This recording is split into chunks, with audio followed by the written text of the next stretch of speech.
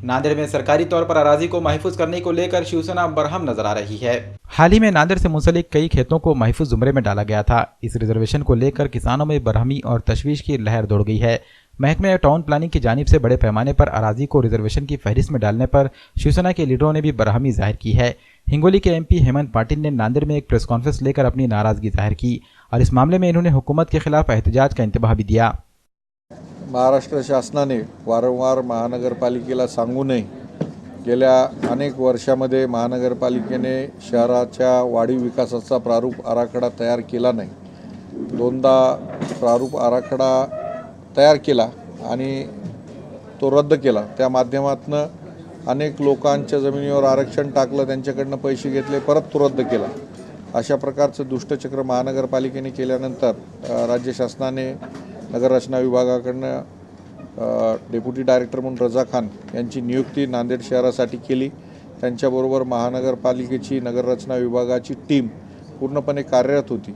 एकीकडे नांदेड शहरातले जे महत्त्वाचे भूखंड आहेत, महत्त्वाच्या ज्या इमारती आहेत, त्या खाजगी बिल्डरांच्या घशात घालायच्या, त्यांना BOTवर द्यायच्या आणि नांदेड शहराच्या आजूबाजूची जी काही गावं आहेत, 13 गावं, या गावांच्या सर्वसामान्य शेतकऱ्यांच्या जमिनीवर आरक्षण टाकायचं हा महानगरपालिकेचा आणि नगररचना विभागाचा डाव आहे। त्याच्यामुळे मोठ्या प्रमाणामध्ये कवठ्यासारख्या भागामध्ये नागरिक राहायला गेलेले आहेत। त्यांनी 10 वर्षापूर्वी याने केलेले गुंठेवारी केलेले आहेत, पेनाल्टी गुंठेवारीची त्यांनी भरलेली आहे। काही लोकांनी घरं बांधलेली आहेत। तर घरं बांधलेल्या ठिकाणी सुद्धा या नगररचना विभागाने आरक्षण टाकलेलं आहे। तर ही गंभीर बाब असून नागरिकांमध्ये तीव्र असंतोष आहे।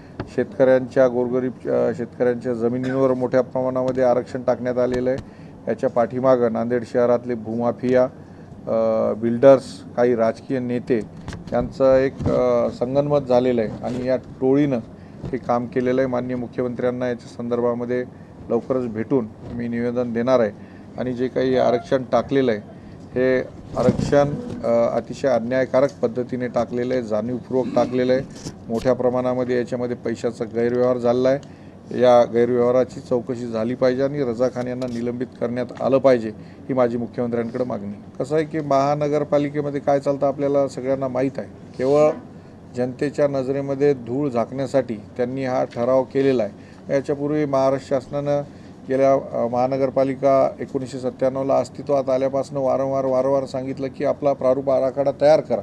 त्यांनी आराखडा तयार केला नाही। आराखडा कच्चा तयार करायचा, लोकांना भीती दाखवायची तुमच्या जमिनीवर आरक्षण टाकण्यात येत आहे, पैसे घ्यायचे आणि तो आराखडा तसाच ठेवायचा। असं दोनदा झालं यापूर्वी महानगरपालिकेमध्ये।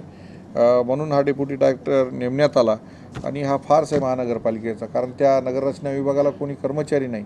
पूर्णपणे महानगरपालिकेचे कर्मचारी त्यांच्या हाताखाली होते आणि पूर्ण शहरभर ते लोक फिरत होते। त्याच्यामध्ये राजकीय लोकांच्या जमिनी वगळल्या, काही बिल्डर्स लोकांच्या जवळपास सगळ्याच जमिनी वगळलेल्या आहेत आणि जाणीवपूर्वक हे आरक्षण सर्वसामान्यांच्या जमिनीवर टाकलेलं आहे। आत्ता नांदेड शहरामध्ये दलालांच्या टोळ्या निर्माण झालेल्या आहेत, त्या शेतकऱ्यांकडे चाललेल्या आहेत। त्यांच्या जमिनी मोठ्या किमती आहेत, 1 कोटी 2 कोटी रुपये एकरच्या, त्यांना मातीमोल भावाने ह्या जमिनी मागतायत आणि ह्या जमिनी लुबाडण्याचं काम नांदेड शहरामध्ये मोठ्या प्रमाणात चालू झालं आहे।